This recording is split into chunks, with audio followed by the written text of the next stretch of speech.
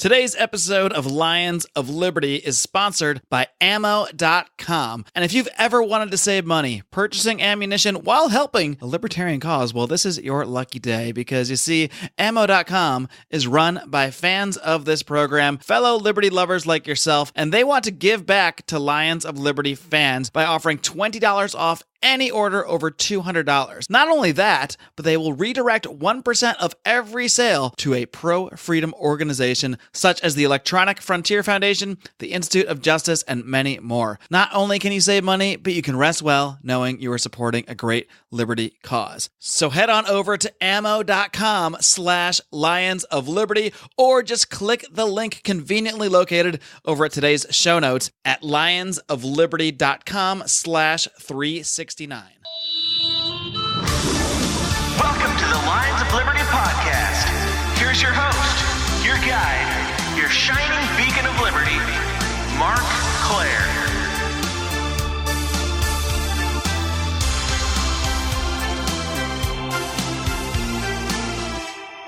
Heidi-ho, Liberty neighbors, and welcome back to the original, the flagship Lions of Liberty podcast, known simply as... That's right, the Lions of Liberty podcast, a show that I started just over 5 years ago where I interview leaders in the libertarian movement, try to get down and dirty and dig into that philosophy of liberty each and every week. I also host fun roundtable discussions like the one you're going to hear next week with the return of the oh-so-popular Libertarians in Living Rooms Drinking Liquor. So I very much look forward to that, getting back together with my Lions of Liberty compatriots. We'll also have a very special guest on as well. But it's not just little old me here at Lions of Liberty. In fact, we are the only libertarian variety show out there. We give you a different kind of show 3 days per week. Of course, as I mentioned, you got me every Monday. On Wednesdays, Brian McWilliams slaps you upside the head with his sometimes vulgar mouth and his comedic outlook on current events in the liberty world on Electric Liberty Land. We also have John Odie Odermatt wrapping things up every Friday with his weekly look at the broken criminal justice system on Felony Friday. You get a whole lot of bang for your buck for hitting that subscribe button on the Lions of Liberty feed, whether you listen on iTunes, Stitcher, Google Play, Alexa. You can even shout to Alexa. She will play the Lions of Liberty podcast, Spotify, wherever. I don't care where you listen, as long as you're here with us each and every week, spreading the ideas of liberty. Speaking of which, let's get to it. All right, my guest today is making his second appearance on this program. He is the founder of the Libertarian Leadership Academy, which helps coach libertarian candidates and activists to create winning campaigns. He's also the author of the book Libertarian Leadership, Planting a Seed for the Libertarian Future, and he'll soon be publishing a second book called Your Campaign Success Coach. I'm so pleased to welcome back Mr. Michael Pickens. Michael, what's up, man? Mark, hey, thanks for having me back. Man, I must be off my game. And of all people to forget to ask this to in 5 years of podcasting, how could I forget to ask you, the other libertarian lion, if you're ready to roar? Yes, I'm ready to roar. All right. And you know, it's funny, when we first hooked up a couple years ago on the last podcast that you did, you had mentioned that you also use this sort of moniker of the libertarian lion. I believe you even have a tattoo of such. Yeah. So why exactly are you a lion? I mean, I know that the porcupine is the current symbol that the party uses and that libertarians often associate with. But what is it about the lion? I think we have similar ideas on this. What is it about that lion that is so symbolic about liberty? So I'm a Leo one, but I think as am I. As a child, I read the books from C.S. Lewis, Lion's Witch and the Wardrobe, and Aslan in that really had an impact. So I always looked at a lion as if it was more of benevolence, protecting people, things like that. So I know that the symbol of a lion has more to do with, let's say, empire now because of certain empires, certain countries using it. But, I really like it more of as a protector. Gotcha. And what is it this lion is protecting? Hopefully it's individual rights, personal freedom, and that sort of thing. And that is what you are always out there trying to get you're really a more behind the scenes guy trying to help other candidates and activists with their campaign. So why don't you tell people out there, how exactly did you get involved in this in the first place? How did you become active working with political campaigns sort of behind the scenes? Yeah, so I first learned about libertarianism from Ron Paul back in 07, 08.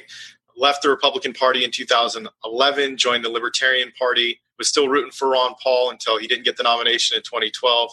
Then I started helping out Gary Johnson's campaign in Washington State. From there, realized that the only way we're going to get a libertarian elected president is if we had a bunch of libertarian city council members. We had a bunch of libertarian county commissioners or state representatives, right? We had to get good at winning these small seats. When you look around from 2012, their election results to the election results in 2016 in Washington State, it was night and day. We almost broke 5%. But the reason why there were such big gains in 2016 is we had 36 candidates on the ballot around the state versus 2012 when we didn't have any candidates on the ballot around the state. So now as that network continues to build, 2020 is looking even better. And I'm seeing this all across the country. These larger gubernatorial races that we're seeing, the Senate races where they have professional campaign staff, they have professional marketing people, they have good websites, they're putting on events, they're getting out in the media. Like, these guys have leveled their games up over the years, right? That's one of the big things that we teach in the Libertarian Leadership Academy is to level up our skill sets. If we're going to be successful, we need to have an educated and empowered network of libertarian activists and candidates. That's going to be huge for us. So are you in favor then of, there's been this kind of internal debate over whether the party should look to run a lot of candidates. I believe the goal was 1,000 candidates in this past election cycle. I think we fell a bit short of that. Or, there's also the other side that says, we shouldn't be looking to run numbers and numbers. We should be focusing just on a few big winnable campaigns and everybody should be putting all their resources into that. Obviously, those are two extreme sides of it, but where do you fall within that sort of philosophy about who should be campaigning and how much resources should be going into certain campaigns? Yeah, so I kind of fall in the middle of that. I don't like the idea of a bunch of paper candidates. What happens is the media will then reach out to these candidates, people who put their name on the ballot, for interviews, for questionnaires. And a lot of times, if a candidate's a paper candidate, they won't even respond. So it makes us look really bad in the media's eyes and perception when they put out an article that says, oh, the libertarian candidate did not respond. Mm-hmm. Makes us look like we don't care. Right. So if someone's going to run for office, they should at least be willing to do the bare minimum. That's to put up a good website, put out some type of marketing pieces, get your ballot statement up, as well as respond to media requests. They have to be able to do that. So it's really, the bare minimum is like a 10-hour-a-week campaign. So I don't really like the idea of everyone should be running and we just need candidates on the ballot. That doesn't do us any favors, I don't believe. So it's more kind of anybody who is willing to put in at least that bare minimum of time, bare minimum of effort, and to actually represent the party in some way throughout that campaign, that the maximum number of those people should be running. Is it more kind of about who is running as opposed to just a flat out number? Yeah, this is a thing, man. There's a couple of key pieces to running for office that each candidate needs to pay attention to, and activists as well. If they're active in the Libertarian Party, the first thing they have to be willing to do is to build a network, is to go out in the community, start shaking hands and start building their network up. Whether it's local business owners, other voters, their neighbors, they have to start making connections into the community, especially philanthropic organizations. That's the first thing they have to do. The second thing, they always have to be growing, and that's personal development, right? Reading books on people skills, personal development skills, business development, fundraising, whatever it is, marketing, advertising, whatever aspect of a campaign that someone wants to work on, they need to be upgrading their skill set on that. So anyone can volunteer in any capacity they like. If they want to make phone calls, or they want to stuff envelopes, or if they want to respond on social media, whatever it is, they just got to get really good at it. What's great about what you're talking about there, all the skills that you mentioned there, personal development, networking, marketing, that sort of thing, these are all skills that help you in life no matter what you're doing. So even if your campaign doesn't work out the way you want it or what have you, the skills that you need to develop are just valuable life skills, period, valuable business skills, period. So worst case scenario is that you get to talk to some people about libertarianism and libertarian ideas and develop skills that will help you in other aspects of life as well. Oh, definitely. There's some really good examples that we have. We have a gentleman named Paul Addis who's gone through the academy. He's also helping Robin Kerner out and has learned a lot from him as well. But he's ran for office 3 times. He was one of the original candidates we brought on board back in 2012. And he almost won his city council race last year, 45% of the vote. But now he's a campaign manager for Matt Dubin, a Libertarian candidate in Seattle. And they've raised over $60,000 for that state house race. And he's able to use the skills that he's gained over the years from campaigning to help another candidate and to help train other people. So the Republicans and Democrats, have 30, 40, 50 years more of running campaigns and winning. We need to have that bench of solid activists and candidates that have the experience necessary to win. And since you mentioned Matt Dubin there, I'd be remiss not to ask about it, because it's funny, we're recording this on the same day that we recorded the League of Liberty podcast. That's a podcast that we do only for Patreon supporters of a few different shows. I'm on there with Chris Spangle of We Are Libertarians, Roger Paxton of The Lava Flow, and Johnny Adams of the Johnny Rocket Launchpad. And as you know, because you were involved in this sort of online debate not that long ago, there was a bit of a controversy over something that Matt Dubin had said in regards to restrictions on guns. And I don't want to, I don't want to misquote him, but it was something along the lines of he's okay with keeping, with raising a minimum age of purchasing a firearm and with reasonable background checks. He was actually responding to say he did not support a certain gun control bill, but I guess that statement kind of caught the ire of certain people, Johnny obviously being one of them, and you kind of jumped in, not to defend the statement, but to kind of just say, this is still a candidate worthy of support. This doesn't mean you should drop away. It's fine to criticize the statement, but it doesn't mean you should just drop the candidate altogether or run away from the candidate at this point, in this stage in the game. So I'm just kind of curious what your overall philosophy is when it comes to, obviously we're all doing this because we want to change the way the government is. We want to change people's principles. How do you feel that sort of pragmatism versus, and I don't even think this is definitely, sort of a real paradigm, pragmatism versus principles. I believe we can have both at the same time. But how do you sort of view that when it comes to candidates that might veer from principle on a statement here or a statement there or that sort of thing? Sure. So let's take Johnny, for example, right? I remember when Johnny filled out a form on this Libertarian Party Washington website, and I called him. He wanted to do a libertarian radio show. Gave him a call, talked to him, encouraged him. He told me he wasn't a complete libertarian, right? He called himself a conservative at the time. He was more pro-military, and he'll admit this. And when he started putting out the show, I helped him with his website, helped him with marketing, promoted him, had him speak at the convention, became friends, right? And I still consider Johnny a friend. But I treated him with a lot of respect. I respect his views. I wasn't like, oh, well, you're too pro-military for us. You need to, you can't be hosting a show. You can't be speaking at our convention, right. Blah, blah, blah. None of that. And it's the same thing with other candidates. I use the iSidewith test, iSidewith.com. When people want to run for office, if they score over 70%, I'll talk to them and see where they're at and say, okay, we'll run for office. And that's worked in the past where guys like Stephen Nielsen, who ran for state representative, scored 72% libertarian on that. And he ran for state representative, treated him like a brother, right? Became really close friends. And the next time he took the iSidewith test 2 years later, when he was looking to run for public lands commissioner, he scored 86% libertarian. And I've seen this across the board with a lot of people that I've recruited, that they've become more libertarian as they've come on board and have gotten active. Because if they find a group of people who are friendly, who are willing to pick up the phone and say, hey, maybe we should do something like this instead, or maybe we should put out a statement like this instead, and treat people with respect, what happens is they become more libertarian. But when we put up walls, we're pushing people away, really. If we use conflict, if we use our ability to get press and media to attack people. And, I'm guilty of it too. I'll admit that. I've made a lot of mistakes over the course of my years in the Libertarian Party, maybe pushed some people away as well. Being overcritical of Gary Johnson, is a good example. I'm well, everyone's done that. Come on. Right? But it's a rite of passage. If you haven't, criticized Gary Johnson over something, then you're not a real libertarian.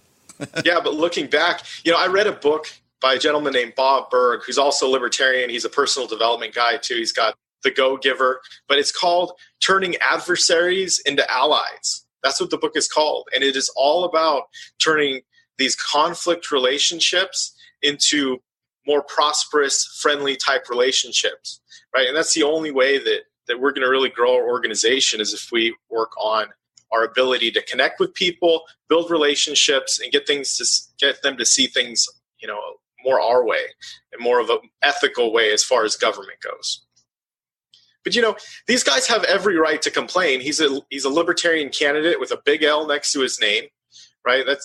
We're all trying to protect the brand in some way, shape, or form. I've helped to push out a few candidates that were really pro-war, really pro-Trump, really pro-drug war over the years. I've done the same thing. And sometimes you've got to draw a line. Right. It's just, where do you draw the line?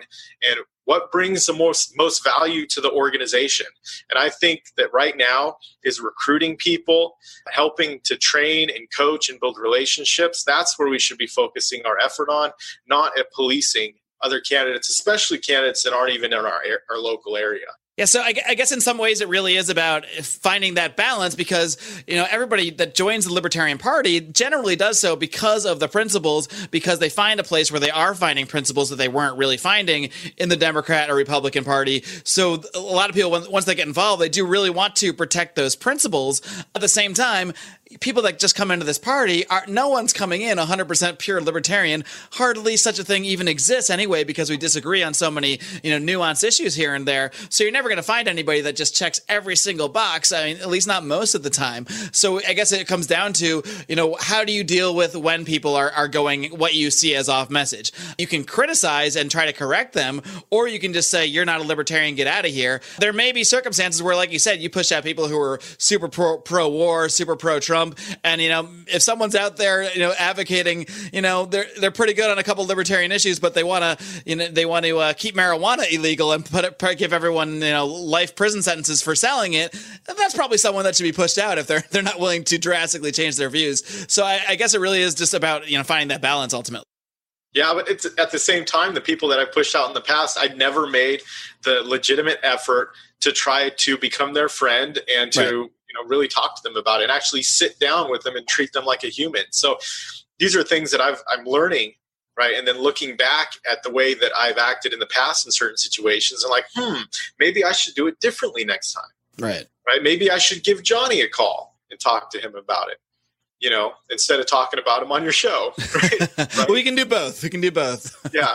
But yeah, it really does speak to your philosophy about campaigning in general, kind of what we're talking about here even. This is why you always say people should commit to running 3 times, because you're just learning so much each time, as well as, like, as you always talk about, building that network. So hopefully by the time you get to that 3rd campaign, not only have you learned so much and made yourself a better candidate, hopefully made yourself more principled, hopefully upped your I side with score to like Ron Paul level or something. But hopefully at that point you've also built such a great network that you're really able to run what looks closer to a real political campaign, so to speak. Yeah, definitely. So if we create an environment that helps people learn and helps people grow, then we're going to have just a much easier time in the future retaining more members and winning elections, because that's what it's all about. It does also seem to be, a lot of times it is a matter of perspective, because you were often critical of Gary Johnson. So was I. We did an entire segment on the show about Gary Johnson.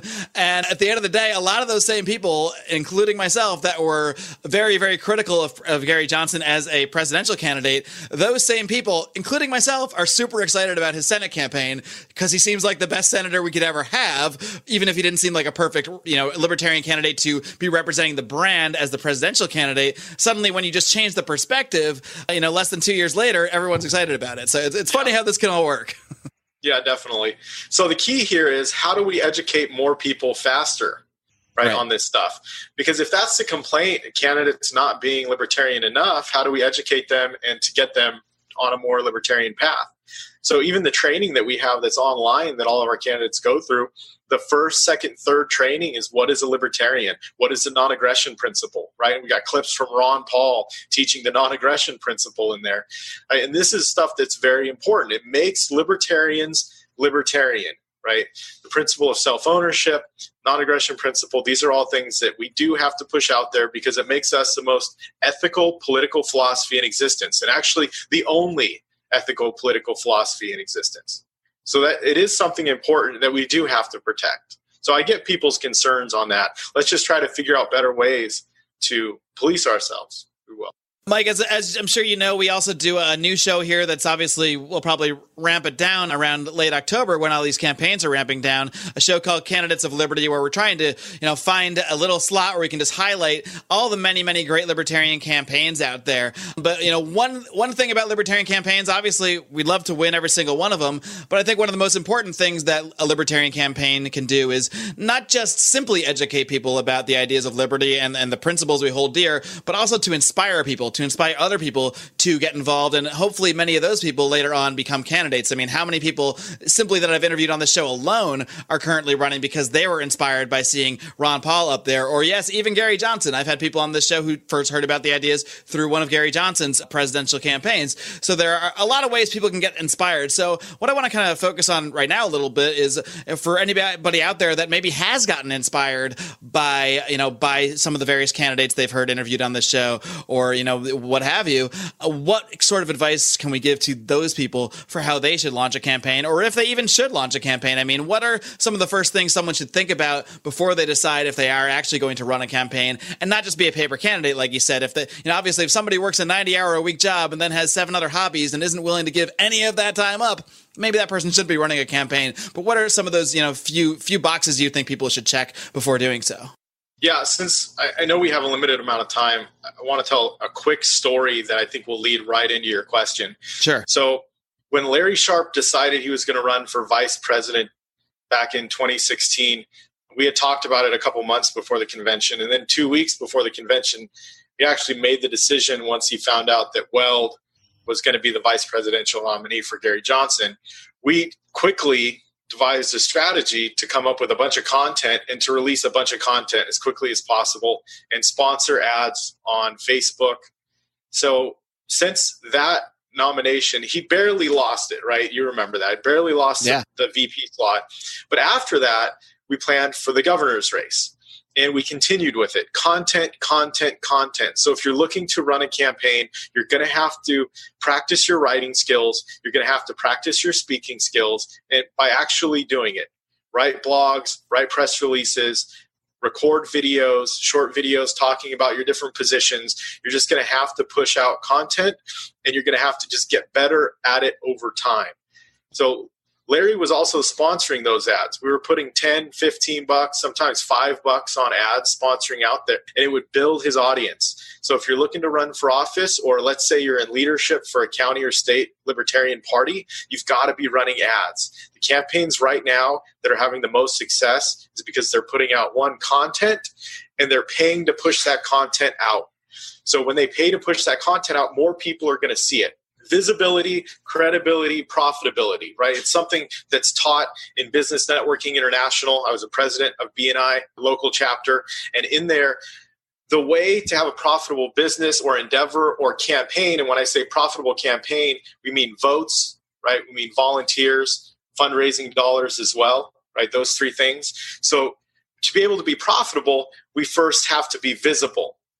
The more people see our message and hear our message, and the more they hear it from other people as well, the more credible we become.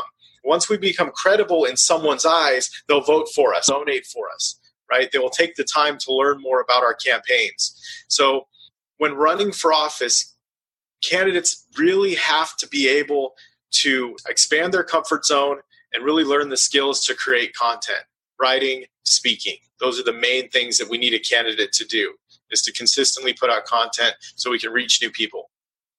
And the good thing with publishing that kind of content, whether it's video content or writing, is you can do that stuff on your own time whenever you can find that time. Maybe it's 3 a.m., who knows? But if you can carve out the time to do it, well, then you can do it. That's basically what it comes down to. What sort of, I guess I kind of want to look at the other end. What are some of the most common mistakes that candidates make when they're first looking to run for office? Obviously, in my mind, I think expectations would be something to think about, because you just have to know you're probably not going to get 70 or 80% of a vote going into a libertarian campaign. That's just not realistic. So to me, expectations would be one of them. But what do you think are unrealistic expectations, I guess? So what do you think are some of the more common mistakes that people could avoid now if they're listening to the show and thinking about running a campaign? Just not understanding how much work it's actually going to take to run a successful campaign. So, and then in that, it's succumbing to fear.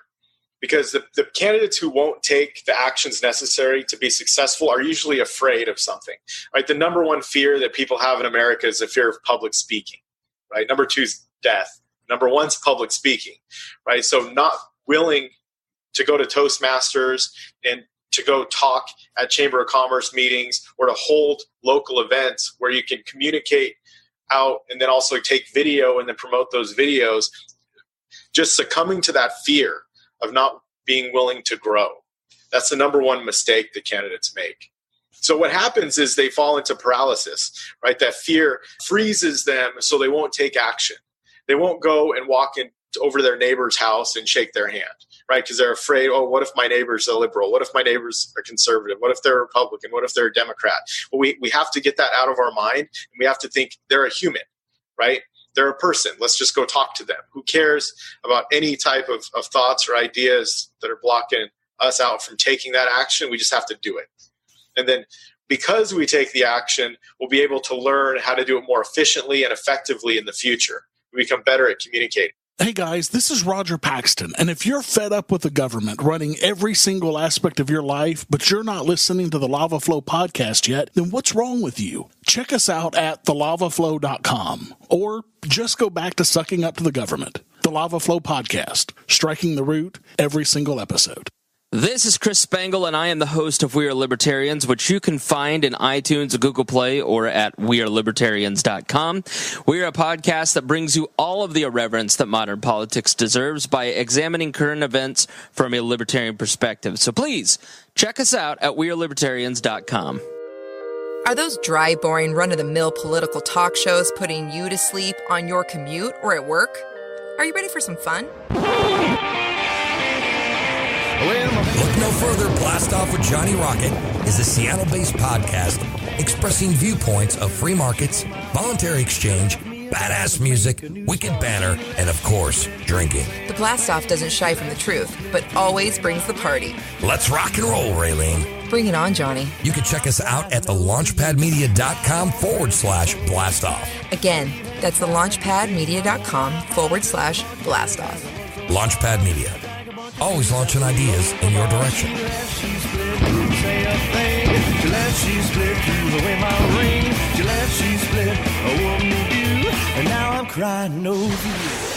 Mike, a couple of years ago when you were on the show, it was just after the Libertarian National Convention, and, we talked a little bit about the state of the party then. What I want to do is kind of look at it now. It's been, 2 years since that point, since the Johnson-Weld campaign. There are all these campaigns ramping up that are a ton of elections that we're going to be finding out about in just about a month or so here. And I'm just kind of curious, what is your overall thought about how the Libertarian Party has grown? And you can speak not only necessarily on the national level, numbers-wise, but also just, any success stories that you've seen, whether it's certain campaigns you've worked with or certain state parties. What can you sort of give us out there as a general picture of how things have been developing over the last few years? Because either way, even if you've been critical of Gary Johnson and Bill Weld and that whole campaign, which we all have, you can't deny that the Libertarian Party and that name is just more visible than it's ever been. Yeah, we were definitely more successful because of that campaign versus any negative that may have come out of it. So looking at the pockets of growth all around the country, you can see these pockets of growth, these campaign teams that are working hard, activists that are working hard and upgrading their skills. I think we are better positioned right now for not just this election, but 2020 than ever before. I think there's going to be a whole different level of organization that we have across the country coming up here in 2020 than we've ever seen. However, there is a however. There's always a however, isn't there? I know there's going to be a lot of contention on whoever our presidential candidate is. And, regardless whoever our presidential candidate is, we have to build up our local areas. We need our local networks to be built up. Just did a talk with Marcos Morales, the chair of the Libertarian Party of Florida, and they have Operation First Step, where they're focusing on the lowest level campaigns they possibly can. Community development districts, soil and water boards, right? We're going to be doing the same thing again here in Washington State. School board, city council. These are seats that we can win. These are seats that we have won already in the past, our 2015 elections. So this is where we're going to have our biggest success across the country, is getting more local libertarians elected. I'm kind of curious what your thoughts are on what that actual first step would be after someone makes that decision to run a campaign. Let's just say, hypothetically speaking, I got inspired one day to, run for LA City Council, for example. And I have this idea in my head. I want to be the next city councilman of Los Angeles. I actually make an amazing salary. I looked it up, and I to the point I probably couldn't take it if I actually did do this. But this may or may not shock you, because I know you know a lot about what a lot of these people make across the country. But the LA City Councilman, I was blown away when I found out they make $184,000 each per year. Plus a per diem, probably. Oh, I'm sure. Plus, all sorts of other stuff. But anyway, let's just say I wanted one of those coveted seats. Maybe I'd run on not taking that ridiculous salary for starters. But what would be my very first steps that I would take, presuming I had no idea? I've never interviewed Michael Pickens before. I have no idea what a campaign is even about. I just know I want to do this thing. I feel strongly about these principles. I think this is something that I can maybe win or at least gain some traction with. So what's the first thing I should do? So the first thing that I advise candidates to do, and I help them with, is to create a campaign prospectus or a campaign plan. It could be a short one. It could be a couple of pages long. It could be more in-depth review of the precincts in the district, or, how they voted in the past, and more detailed vision on the plan and the why. So your issues that you're going to be running your campaign on. This is something that could literally take, 2 or 3 hours to create, but it's you sitting down and jotting down your thoughts on your campaign and what you plan on doing. Then once you have that campaign plan or prospectus, you can show people. You can say, this is my plan. This is what I'm going to do if elected. This is that. Will you help me? And then because of that, because you have your plan written out, it makes people think that you have your shit together. No one wants to join a campaign where, you don't have a plan on how you're going to get elected. So this is something that is critical, because it also helps with fundraising, right? The candidates that are raising the most money right now, I see they have a plan, and they're sending their plan out to donors, out to people to say, hey, check out my plan. This is what I'm doing with the money that you send me, right? This is how I plan on making an impact. People donate to your campaign if they think they're going to make an impact with their money. Right. And that's where the whole run for office 3 times comes in. If you commit to running for office 3 times, the first time you run for office, you can say that. And the people who donate to your campaign, they're investing in you becoming better, because the second time or the third time you run, the more success you had the first time, you'll be able to build on that. So it's an investment in the future, investment in liberty. If you only run one time, you're kind of doing those donors a disservice. If you are volunteering on a campaign just one time and you never do it again, you're doing all those people a disservice, and yourself one as well, because you learn and grow as you go and gain the experience. So a campaign plan would be the very first thing. You can jot stuff down. It doesn't have to be perfect. You can then take it to other people and say, hey, check this out. Where can I improve this? And then other people will give the feedback, and guess what? You've got some new volunteers who are now volunteering on your campaign.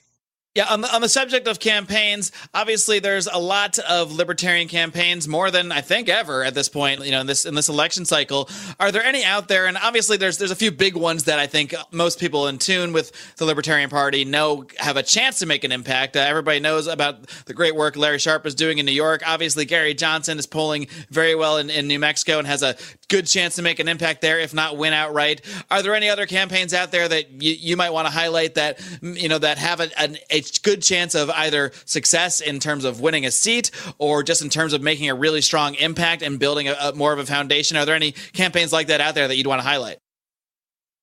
There's quite a few prominent libertarian campaigns out there. I can see that they're prominent and they're sharing stuff, but there's a few sleeper campaigns that I think are doing a lot of work behind the scenes that maybe most libertarians don't know about. There's a couple in Alaska, Mark Fish and Cian Stevens. They're both running for state house. Mark Fish's district was already won by a libertarian who ran for U.S. Senate in 2016. And the libertarian got 1,000 more votes than the Republican. Wow. And it was like 2,500 more votes than the Democrat. So that's a seat that is winnable. He's got signs up around his district. He's been doing local media stuff. He's got a winnable race. And then Cian Stevens, she's put up 1,500 marketing pieces around. She's got sponsored ads on Facebook, sponsored marketing pieces. So they're really taking the steps necessary to win in the back end. So they have a great opportunity. We could have 2 new state representatives in Alaska, and most libertarians wouldn't know where to hit them, right? But it'd be a big impact, because if we can start getting libertarians elected at the state level, it's going to inspire more. Small successes lead to large successes. Right. It's really just about whether it's on the national level of people getting used to hearing that word libertarian as part of the conversation. Even if it's a negative part of the conversation, it's a part of the conversation. I mean, Donald Trump was a negative part of the conversation for most of the campaign for 2 years, and look where he is now. So a negative coverage is not always bad. In fact, just being taken seriously as something worth covering is huge. So the more we can get people out there, whether it's on the national level or even just in your localities, getting used to people seeing, oh, libertarians won. Oh, there's a libertarian in office. Okay, this is now something that's a part of the conversation. It's something we can actually take seriously and listen to, as opposed to just brushing aside as some extra people on the ballot that we can just not even look at, because who's even heard of these guys?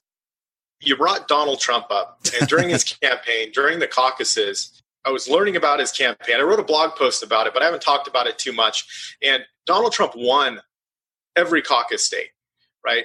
And there was something his campaign did that the other campaigns didn't do.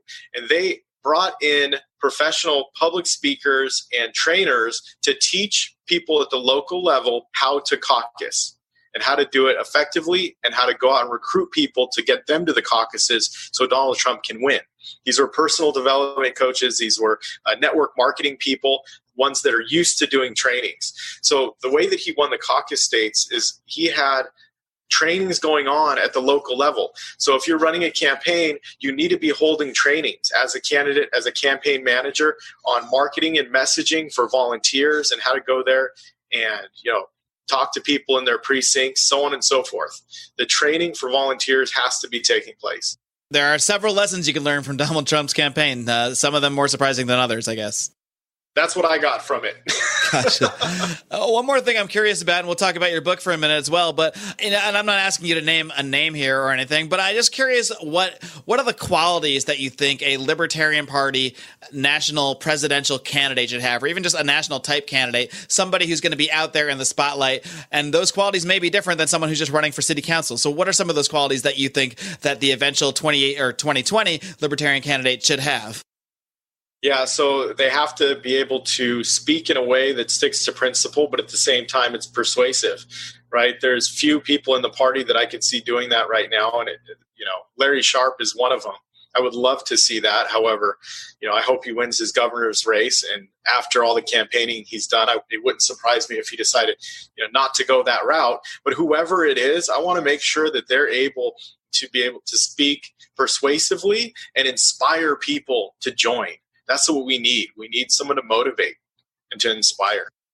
Well, Mike, hopefully between our candidates of Liberty Show that we've been doing and bringing on people like yourself who are so deeply embedded in sort of the inner workings and the behind the scenes of these campaigns, hopefully all of this will inspire future people to get even more involved and to run for office. And of course, one place those people will soon be able to go for more help on that is not only the Libertarian Leadership Academy, which you run, but also your upcoming book. So why don't you tell us a little bit more about that, your campaign success coach, what's going to be in that book that we haven't heard yet from Michael Pickens?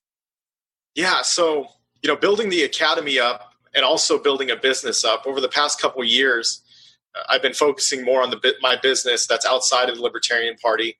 So I've been working on ways like the online academy to where I could still have an impact, a positive impact, and not be focused so much on the minute details of getting campaigns started. So my next book also is going to have a course along with it. It's a workbook. It's called My Campaign Success Coach, and it's a step-by-step guide on setting up a campaign. So we go through every aspect of a campaign prospectus, the way to format it, the way to set it up, through asking questions and the person going through answering them. And then they can put it all together. And then also, ways to recruit people, get them committed to small tasks first, and then get them slowly working on bigger tasks to build up their confidence, right? This workbook, I believe, is going to help get brand new candidates on the right track as quickly as possible. So they're not wasting a lot of time. So they're not having to make the same mistakes that a lot of us have went through in the past, that, when we didn't have a guide to do it. So it's going to be a training, self-teaching, if you will. You could just go through the workbook on it, set up your campaign with that. By the time you get done with that, you should have a functioning campaign. All right, well, Michael Pickens, we will be looking out for that, as well as all the work you're doing behind the scenes, and sometimes in front of I guess you're technically in front of a camera right now. People will just be hearing you as well, but I really do appreciate you coming on the show, sharing your vast knowledge with everyone out there. Before I let you go, why don't you just run through all the ways people can find out more information about yourself, as well as the Libertarian Leadership Academy, and where they can find the book soon. I'm sure it'll be on Amazon and all those wonderful places. Yeah, you can find everything that we do at libertarianleadership.org. We do have a new version of our magazine that's coming out next week as well. So I'm really excited about that. And we're going to have our webinars again, as well as some new trainings that are being developed. So I really appreciate you having me on your show, Mark, and I'd love to invite you on our new podcast that we're working on as well. Well, it would be my pleasure. I will formally accept right here on the show, and I will publish this part so that now you're locked in. You have to. I'm excited about it. All right. Thanks, man. Thanks a lot, Mike. It's been a pleasure. All right, gang. I hope you enjoyed my conversation with Michael Pickens of the Libertarian Leadership Academy. If you're even remotely considering becoming a candidate, you got to check out Mike's work, his training courses, as well as his upcoming book. He really knows what he's talking about when it comes to running campaigns. And of course, this ties right into the current spinoff show that we have going. In addition to those shows I mentioned at the top, we also have Candidates of Liberty, a sort of temporary show we're doing just before this current election takes place in early November, when so many libertarian candidates in so many races are going to be up for election. So we wanted to have a platform for them to come on and talk about their campaigns. So we have been doing that on Tuesdays. We'll probably be doing a few of those on Thursdays pretty soon, just to fit a few more candidates in before those elections in early November. And we'll probably do a little recap show once these elections are all complete as well. So just one more great reason to subscribe to this podcast. We give you such a variety of shows, including great interviews with tons of libertarian candidates out there. And if all of this great content is not enough for you, well, it's your lucky day. It's your lucky life, because you can get access to even more podcasts from us by supporting us on Patreon over at patreon.com/Lions of Liberty. You can support us for as little as $5 a month. Well, you can support us for even less than that, but $5 a month is what gets you access to the Lions of Liberty Pride, our secret Facebook group, all sorts of extra bonus podcasts, as well as video podcasts. So we have a lot of extra content for you. Conspiracy Corner, Degenerate Gamblers, bonus segments with guests, so much extra content if your main feed is just not enough Lions of Liberty for you. And, we couldn't really blame you, to be honest. That's why we do this. We do this for you guys. We do this to help spread the ideas of liberty, hopefully in fun and interesting ways. So please do go ahead and consider supporting us, helping us grow this show, and helping us to spread the ideas of liberty through this podcast. Until next time, folks, be sure to tune in to Brian McWilliams this coming Wednesday and John Odermatt with Felony Friday on Friday. And until next time, folks, live long and live free.